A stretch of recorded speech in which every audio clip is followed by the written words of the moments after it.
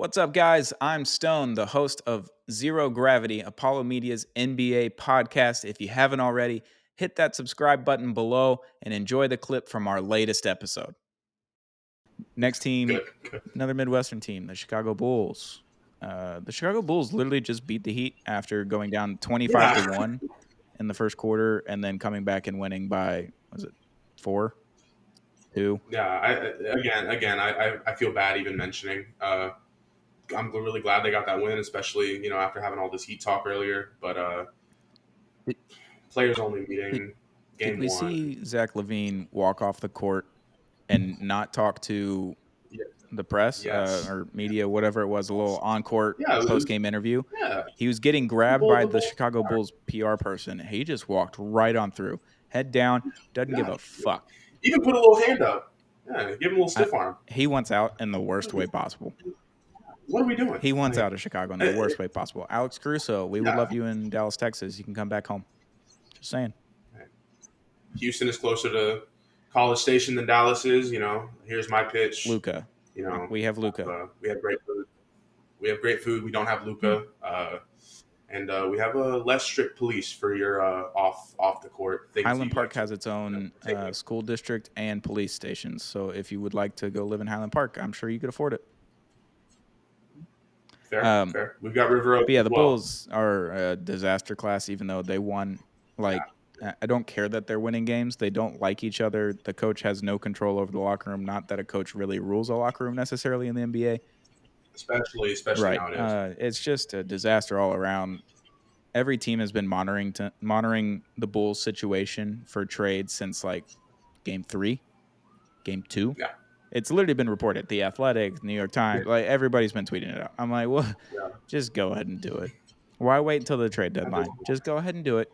Get LaVine off the books. Get DeRozan off the books. Send Caruso back to Texas in one way or another. Andre Drummond, also, you want to come to Dallas? Rumors have been swirling for years about Andre Drummond. So, yeah, I will say he would look good in blue. I'll leave it at that. Bulls blow it up. Fraud watch, always and forever. The Washington Wizards. Gross. Basketball. They're just fraud. Jordan Poole not paying attention during timeouts. Noted Instagram model and influencer Ruby Rose attending one of the games, and then Jordan Poole playing the way he played. Good for you, Jordan. I'm glad that you can, feel the motivation in the right places. That's what young people do. Young people make mistakes. Young people are very lustful. They're very, they want to look for things that they might not expect on a day-to-day basis. And if you're an NBA player, your head's in and out, especially at that age. Have your fun, Jordan. You are the superstar of that team. Yeah, do whatever you want. I don't care. Good for you. Everyone was smashing the over on Jordan Poole's points last night because Ruby Rose was in attendance, and he got less than half of his point total. Oof. I think it was 16 and a half. Yeah. He got 8 points. PU. Gross. PU. Wizards. Terrible. You missed the tank by one season. I don't know what we were doing. I will say, shout out TikTok creator Lisco2000 for her take on "There's a Light That Never Goes Out" by the Smiths, by saying if the Kyle Kuzma bus crashes into us, to die by your side is such a heavenly way to die. It was so poetic, and I'm so glad that I could at least have that out of the Wizards season, because that was probably the highlight, and it was made by nobody on the team. At least Kyle Kuzma had the cool pink sweater that had long sleeves. Yeah, that was a little Ariana Grande vibe. I liked it. Good for him. We'll jump to the next one. Let's go to the last team. I'm putting them on fraud watch for no other reason other than injuries and an owner that decided to go all in on 3 separate injury-prone superstars. The Phoenix Suns. Mm-hmm. Welcome to the fraud watch. We'll talk about it. Bradley Beal is gone for the next 3 weeks and will be reevaluated then due to whatever. Was it his back or his knee? I can't remember what it was. Regardless, hurt. Kevin Durant, been really healthy, been playing very well. You got about 45 more games this season, maybe 50 if you're lucky. That's being right. Generous. Yeah. All of those numbers are being generous. So I don't know what's going to happen there. Devin Booker has been hurt this season, strangely. Like, I feel like he hasn't been super hurt in the past, but the injury bug goes around. Happens. Yeah, the Suns, you're under fraud watch. You have an owner that decided to spend billions of dollars on your team, and then also hundreds of millions of dollars in a luxury tax, all for you to just not play basketball. And I'm enjoying it as a Dallas Mavericks fan. I'm having fun. Hey, shout out to the Phoenix Suns owner for essentially giving people free antennas. Was that true or was that propaganda? Probably. I don't know. It was Utah and Phoenix. They were essentially giving people, because they own their own network now. I think a lot of teams have been doing recently, including the Rockets. Essentially, the owner just sent an open invite and was like, "If you don't have cable and you want to watch Suns games, write me back." Oh yeah. And I think that's great for the league. I mean, I regardless of how the Suns team turns out, I mean, I don't want to call them frauds, but I think it's great that we're giving people television access in 2023 as if, it's some new crazy thing. Yeah, that part's good. For them. That part's good. Yeah. The owner willingly spending money and doing it to the detriment of the future of his own franchise is interesting, and it happens every time a new owner comes in to a team. Steve Ballmer did it. It just keeps happening. It will always happen this way. They want to put their imprint on a team. That's how it works.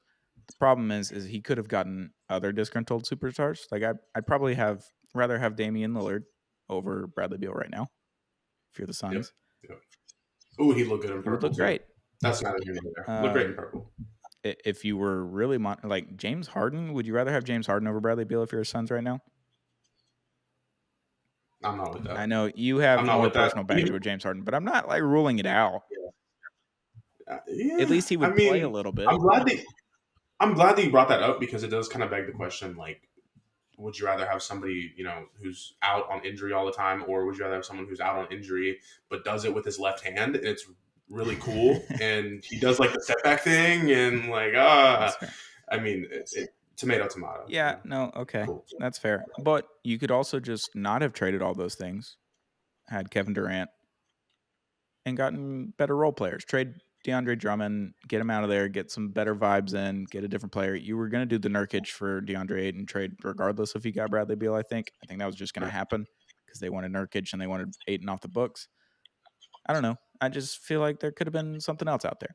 But they're on fraud watch. They're not frauds. I'm not saying they're frauds. They're just on my watch for potentially being a fraud. We have our binoculars. We're looking at them. That's all we're saying. That's the last one, you suggested this one, Victor Wembanyama. Man, I gave so much praise to Chet. I feel bad. And especially because I suggested this too. I had such high, harsh feelings about this earlier today, but I mean, he's 19 years old, man. I mean, he is 2 years younger than Chet, hasn't developed a consistent 3-point shot, is 7'4" and getting 5 rebounds a game. Somewhere around there, yeah, 5. Somewhere 4 to 6. I mean, there's so much upside, but I don't want to sit here and say there's bust potential. But at the same time, I mean, at this very moment, something's got to give. That game in Phoenix was so cool to see. I watched that entire second half live, and I thought that we were witnessing the next Jesus come down at this point. And then we got put back to earth, within one game, actually. We're not calling him a fraud yet. Stone, if you'd like to give me some Wemby talk, I'm all for it. I think we just need to change our expectations of him. He's not going to be able to drive into the post, like just drive through the lane, dunk it whenever he wants. He's going to be able to do that sometimes on the fast break, absolutely, but he's not going to be able to take the ball from the 3-point line all the way in by himself half the time. And just because of how tall he is. In one dribble. And he's not going to make every three. No one does. Steph Curry doesn't. Luka doesn't. Kyrie doesn't. Like, just players don't make every three all the time just because he has an open window because he's 9 feet tall and can see over everyone. Yep. The problem is I think we're running into Porzingis territory with Wemby where he can't really back down like 6'3" guards sometimes. Like, not great. Not Yeah. great. And then That Chris he Paul rebounds at an alarmingly low rate. Yeah. Where Porzingis for years, we're like, why can't you just grab 10 rebounds a game? You were taller than everybody, just as athletic as everybody. Just grab the rebound. Wemby's in the same case. Yeah. I think we just need to temper our expectations. We have to change what we think what Wemby can be. Wemby's going to be very good. Yeah. And real quick, I just want to add this last thing. We're talking about positioning on the court, and if you are watching some of these Spurs games, you're seeing Wembanyama almost running already when the ball's being shot. So how can one get rebounds if he's already at the 3-point line when somebody is going up for a rebound? I don't know if I like what Popovich is doing, or if that's one of the assistants' plans, or what's happening over there. But something's got to give with the positioning. You cannot make someone stronger unless you put them in situations where they can become strong. And I'm not seeing Wemby in the post as much as I should on offense and defense. And I get that he's 19. I get that he's 7'4", 90 pounds, 180, but very small, very small. Give it time; it'll be fine. It'll be fine. But you are on fraud watch for your rookie season, just your rookie season. Just your rookie year. I think the Spurs have a problem if they have two guards that are very ball dominant, create your own shot, don't need assists, don't need to pass. They don't need someone to pass them the ball. They can just get it and create a shot. And two of them, Vassell and Sohan, and might be one other. Like, that's just kind of what their team is. That's what they've been given, essentially. They haven't drafted very well necessarily, and they haven't had opportunities to really get free agents. And now you add this alien that you would like to give the ball all the time, but you have all these shot creators that do their own thing, and I think that's the problem. But I think Pop will figure it out. Yeah, and people get read like books in the NBA at this point. I mean, of course, you have Jokic, who just plays slow as hell and works at his own pace, and that's why he's so successful. But, I mean, Wemby only has one bag, maybe half a bag. Shit takes time, It's okay. Yeah, and that's all right. It'll be fine. So that was Fraud Watch. This has been Zero Gravity, Apollo Media's NBA podcast. If you haven't already, hit that subscribe button. We're on Apple, Spotify, or wherever else you watch or listen to your podcast. We're on YouTube at Apollo HOU. Go follow us on social media at Apollo HOU. Shout out to Zing Zang and the Celebrity Mint for sponsoring this episode. And we'll catch you again later this week. We're probably going to put this next episode up on Wednesday. We got Thanksgiving this week. No basketball will be played on Thanksgiving. It's kind of their thing. They save it for football. Whatever. We got Christmas. We got Christmas. Yeah. But this has been Zero Gravity, Apollo Media's NBA podcast.